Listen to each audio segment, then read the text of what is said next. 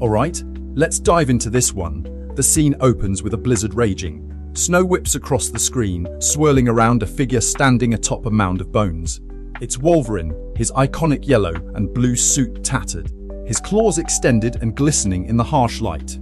Steam curls from his snarling maw, and his eyes burn with rage. The sheer ferocity in his expression is palpable, a primal scream of fury caught mid-release.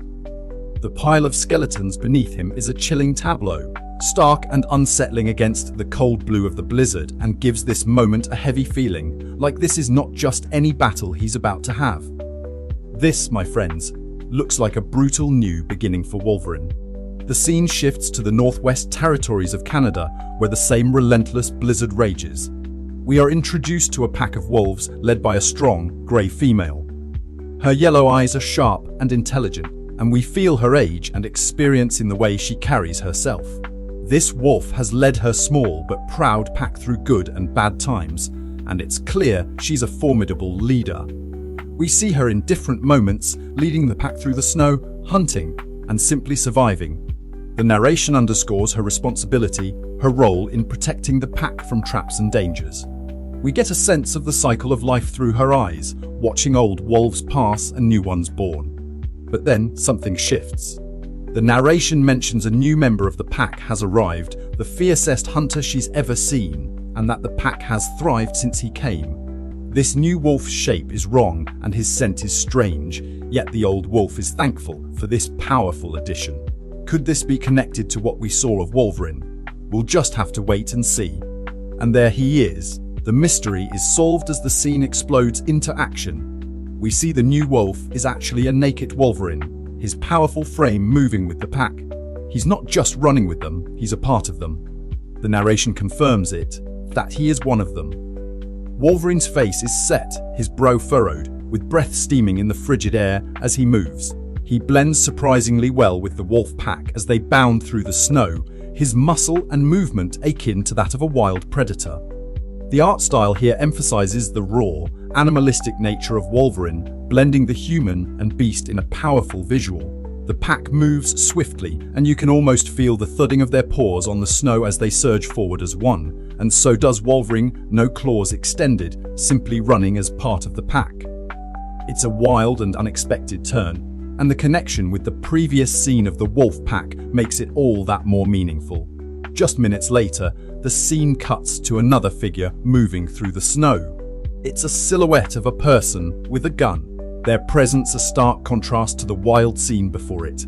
The narration continues, coldly stating, "He's one of them now," and immediately we see the hunter's hand, an impressive metal arm with claw-like fingertips.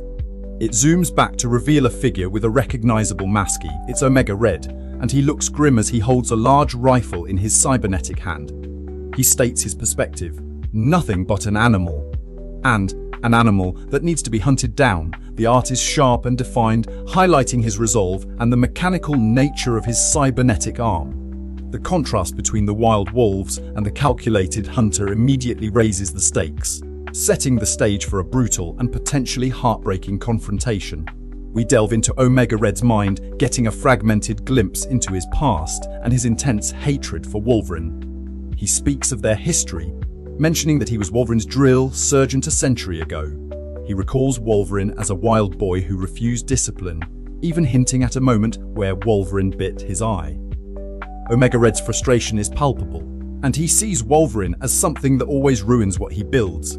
He mentions Wolverine's adamantium skeleton and healing factor, acknowledging that Wolverine's not easy to hurt. However, his comments become even more vengeful as he speaks of how he owes Wolverine a slow and painful death. His thoughts also touch on Wolverine's past, friends, and how he's not stupid enough to take all of them on. Finally, the dialogue reinforces his view of Wolverine as a wild animal who can't help being what he is. This drives his final point, that now that Wolverine is back, he intends to make him pay. The panel shows Omega Red's cyborg hands, now bloodied, and we get a feeling that he's already been through some kind of conflict or already tasted victory, all in anticipation of his meeting with Wolverine. The art style here uses close-ups and fragmented images, adding to the feeling of chaotic rage and cold calculation that defines Omega Red. It all culminates in his vengeful determination to make Wolverine pay for his past sins.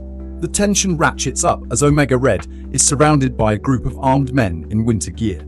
He hears their boots crunching through the snow, recognizing them as Mounties, who think they're sneaking up on him. Omega Red observes that they are quiet and disciplined, noting that their training is effective but feels it's a little too old school.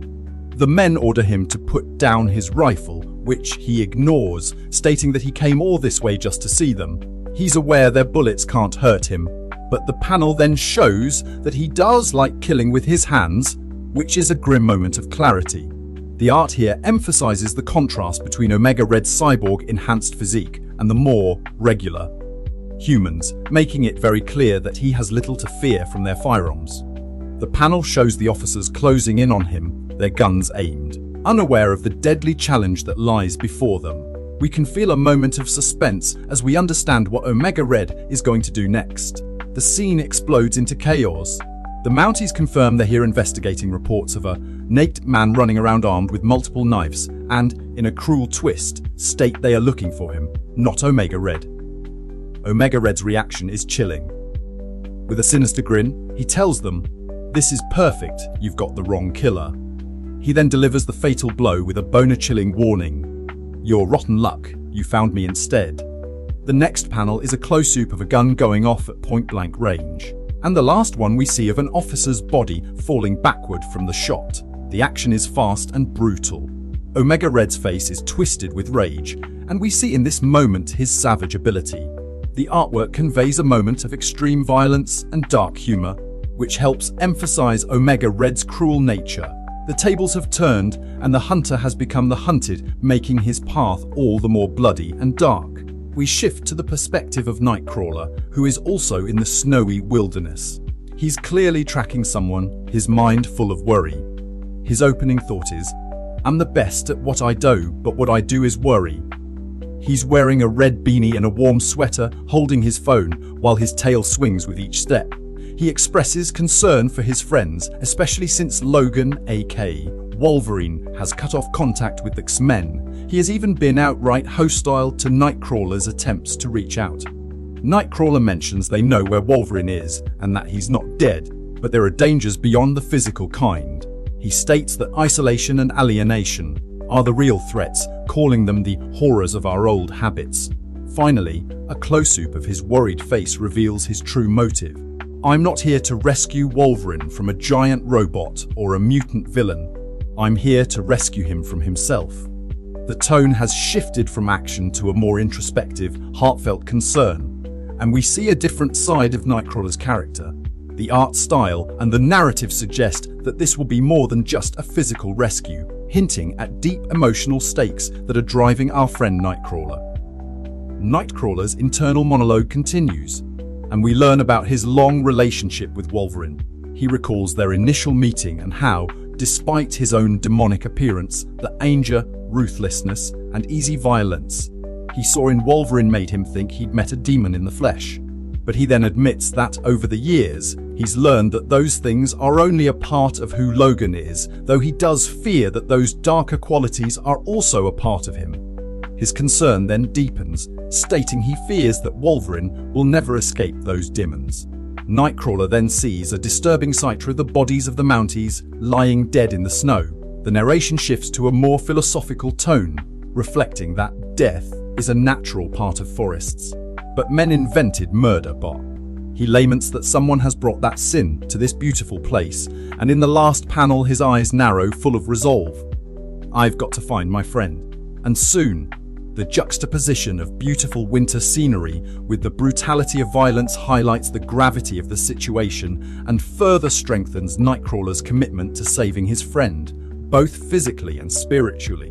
The scene explodes into action once again. The panel is full of rage. We see a close-up of Wolverine lunging forward with claws extended and a feral snore.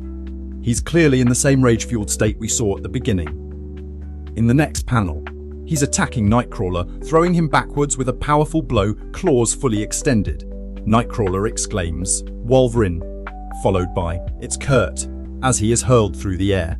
Then, in a display of his own powers, Nightcrawler appears behind Wolverine in a puff of purple smoke, using his teleportation ability in an attempt to stop him from attacking further. But Wolverine is seemingly unaffected, shouting, "Logan," as he is hit by the teleported Nightcrawler. The scene transitions to a close-up on Wolverine's face as he sniffs the air with a puzzled expression, and he seems to suddenly start to come back to his senses as he recognizes the brimstone smell. It's clear the smell triggers a change in him, and he finally asks, "Elf?" As he begins to recognize his attacker, the change is visible, making clear that this is more than just a physical fight.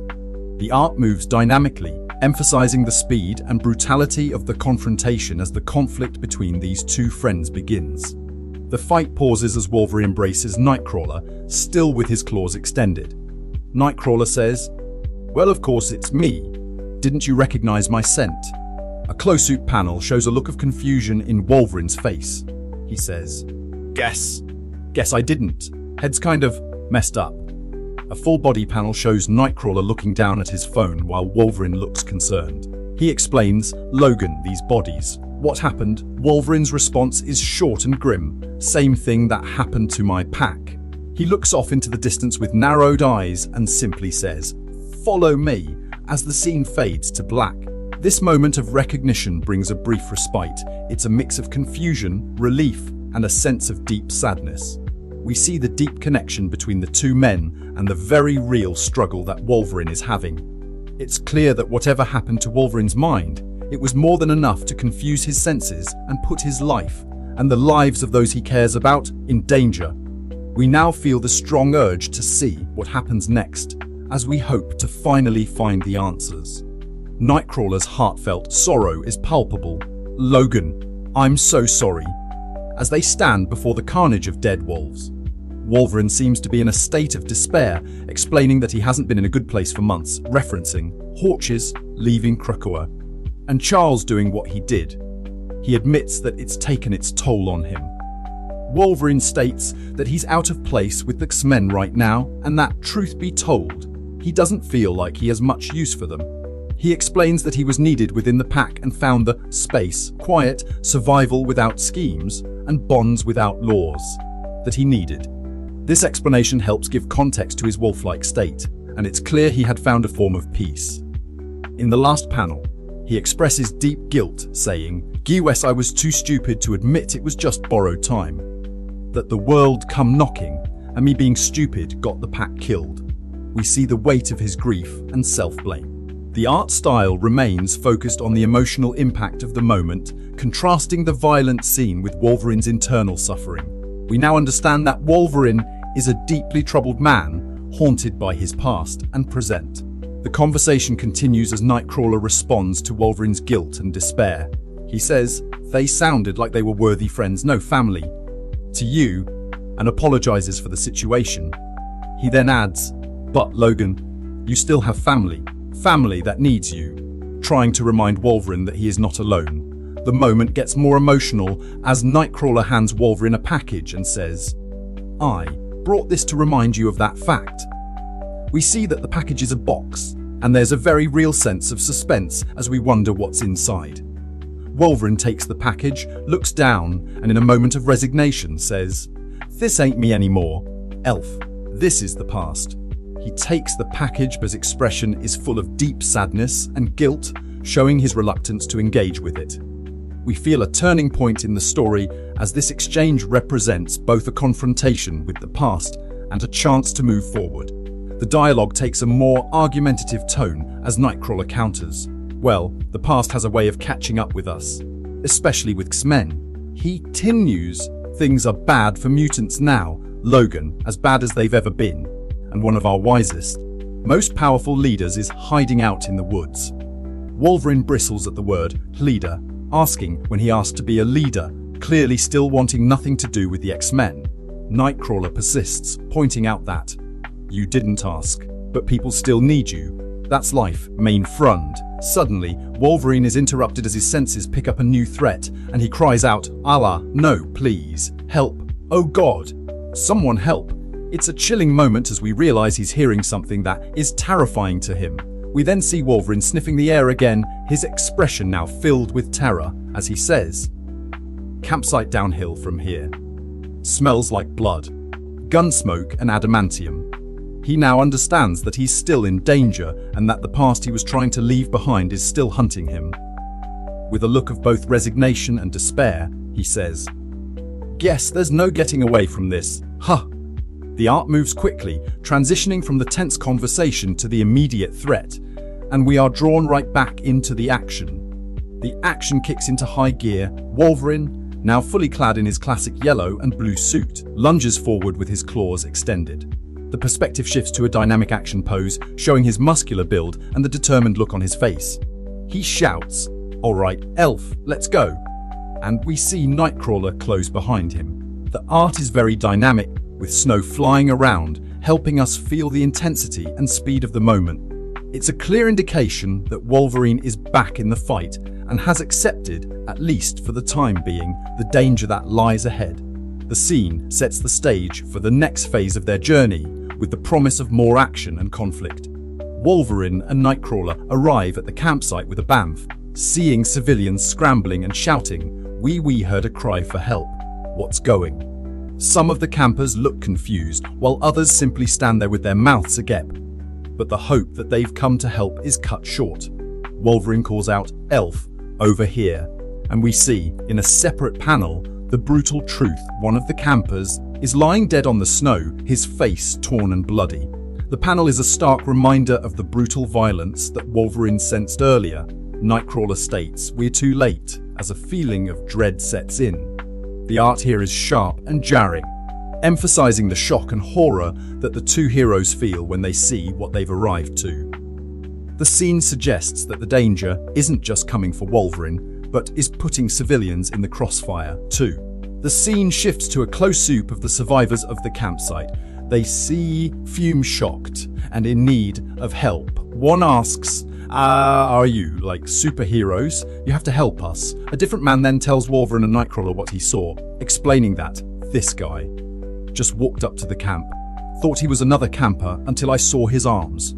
Another member says, They were metal, and the guns he had, they weren't for hunting." The conversation takes an even more disturbing turn as one says, "By the time I realized something was off, though, Dave was already dead. The guy had guns, but he punched Dave to death like he was having fun."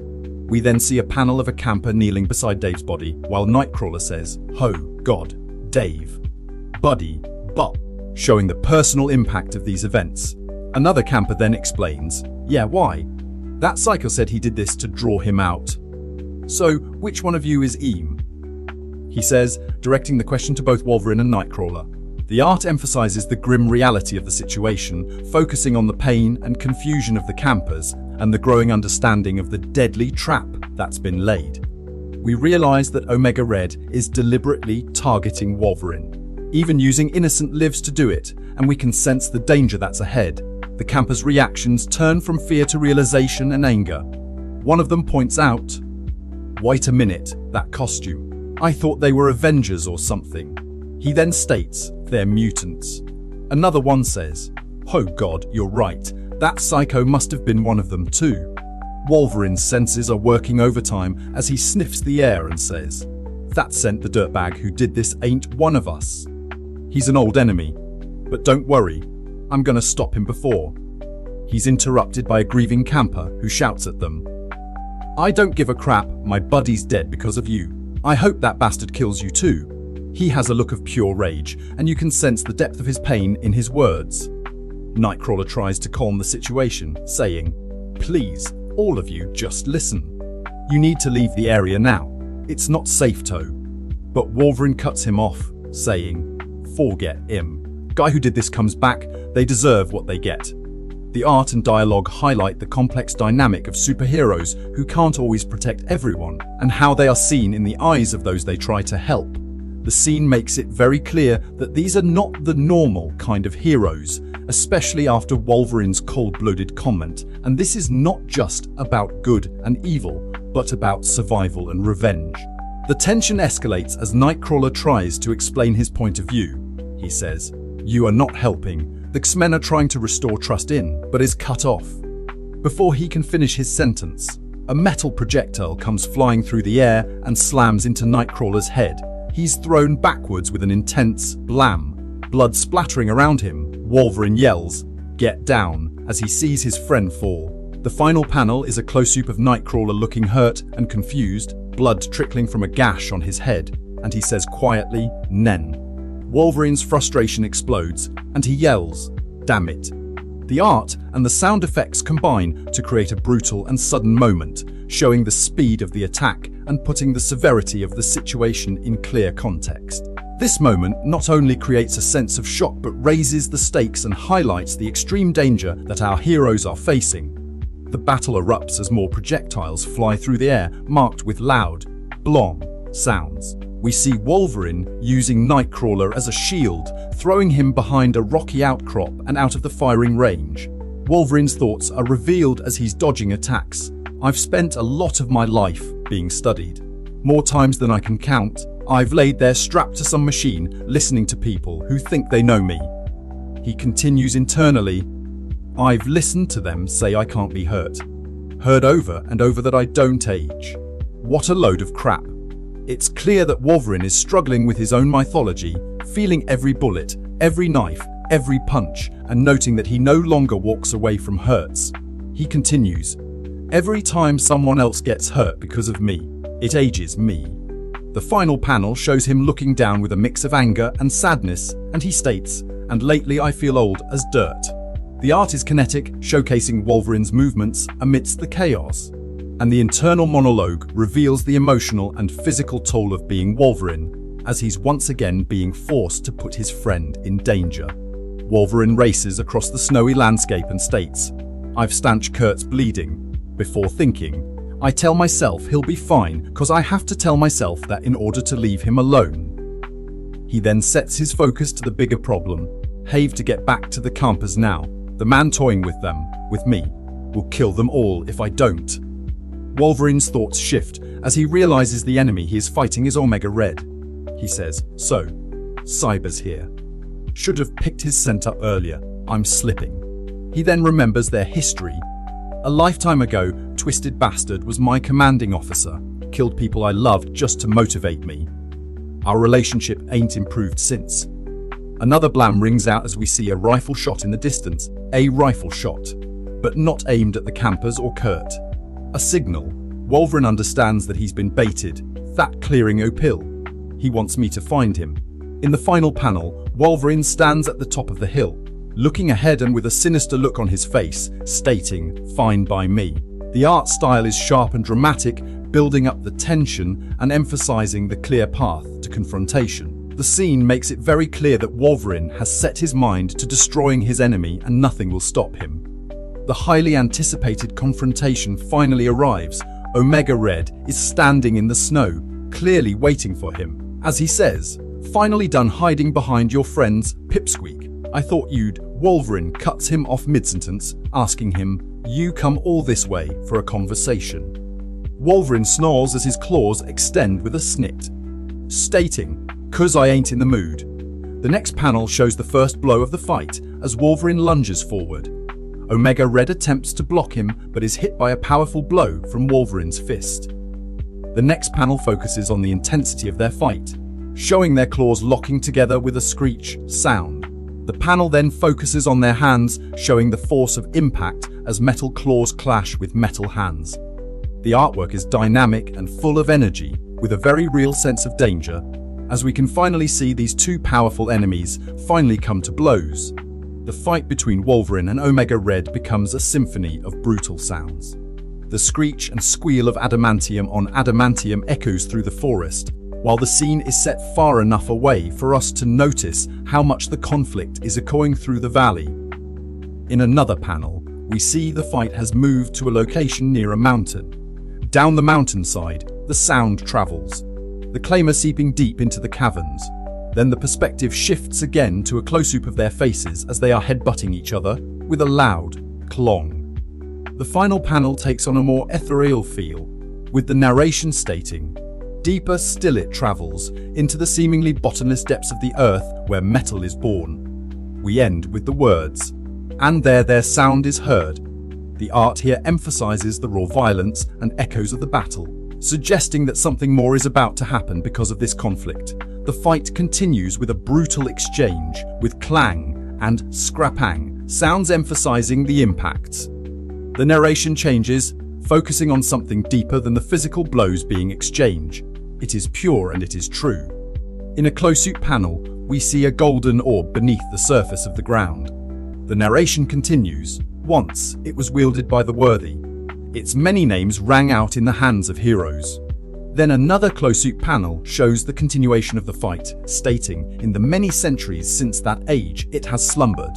The final panel shows claws and cybernetic metal clashing with a screech, once again showing the violence of the battle, but also implying the power of something that is lying beneath it all.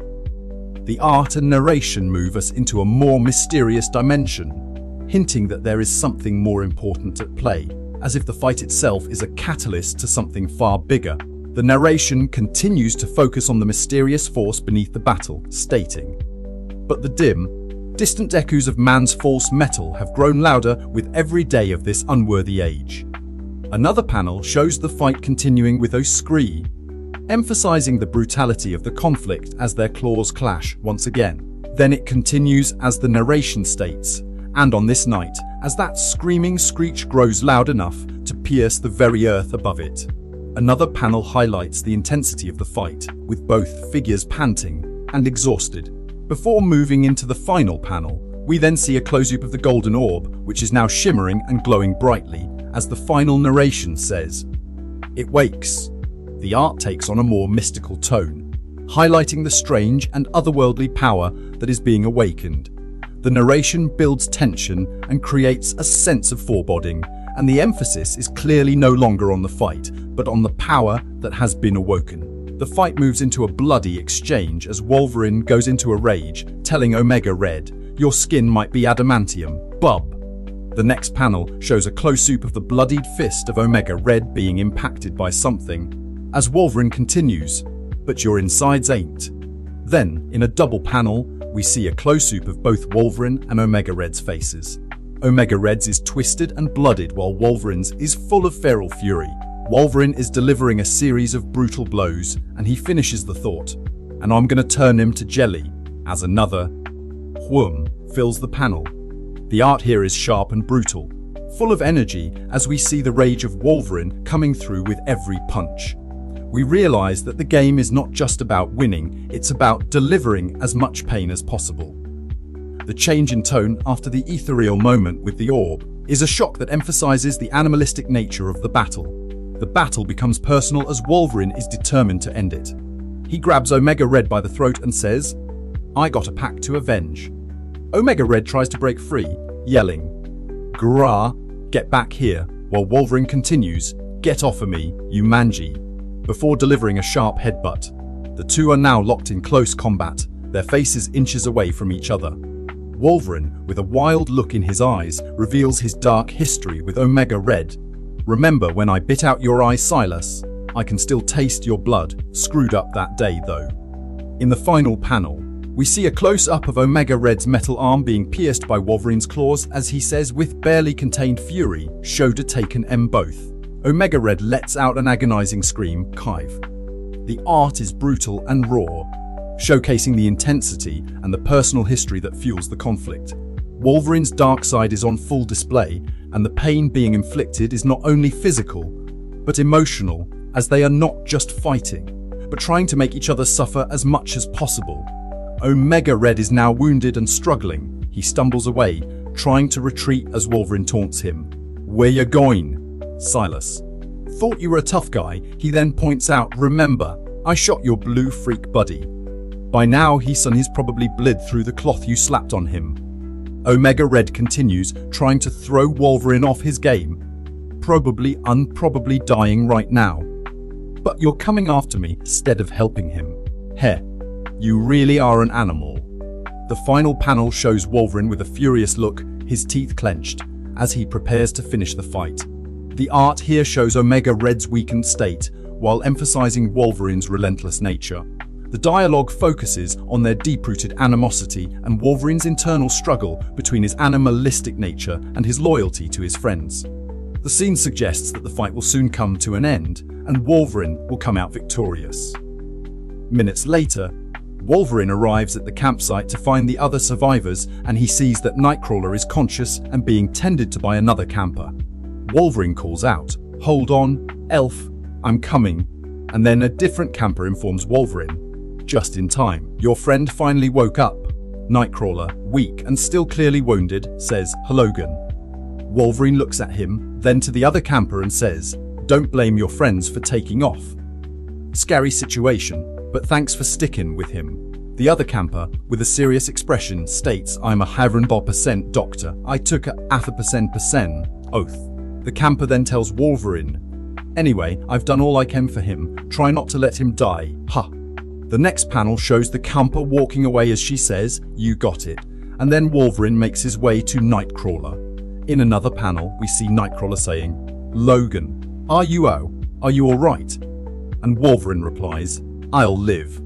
As Nightcrawler tries to recover, he says, "Cyber got away though," showing his concern for their future, while Wolverine looks down at him and says, "Because you came back for me instead of hunting him down." He then says with a little bit of hope, "It's good to have you back." In the final panel, Wolverine is thinking to himself, "You said it yourself, world's changed. Can't go back to what ain't there anymore," and then looks directly to Nightcrawler and states, "But it's about time I moved forward." The art transitions from chaotic action to a more subdued and hopeful tone as we see the survivors coming together. Wolverine finally shows a hint of change, not as a feral beast, but as a hero ready to move forward. The scene shifts to Omega Red, who is still a few miles away. He is clearly in pain and struggling as he says, "A few miles away, little other % animal underestimated him. Won't happen again. Just need shelter, a minute to recover." In another panel, we see Omega Red entering a dark cave and the narration continues. It senses the false metal approaching the caverns. This is one of those who woke it. Then in a shadowy panel, we see a dark figure emerging from the darkness, its form partially silhouetted, as the narration states. It is weak from its long slumber. It must build its strength. We then see a close-up panel of a very beaten Omega Red, with blood and his head bandaged as he looks up in horror at something and cries out, "Korg, no, please." In absolute terror, the art moves from bleak realism to pure horror, creating a sense of dread and implying that Omega Red's defeat may have unleashed something far more dangerous. The tone shifts to a supernatural horror, and it is very clear that whatever is Omega Red is now in its path. The final page reveals the terrifying truth. We see the silhouetted figure from the previous page has changed dramatically. His skin is now pale and he has glowing eyes. His forearms are fully covered in a golden material. The narration states, "It has purified him of his weak will, made him worthy of wielding." We then see a close-up of his glowing golden arms and hands, with the narration continuing, but its work has only begun.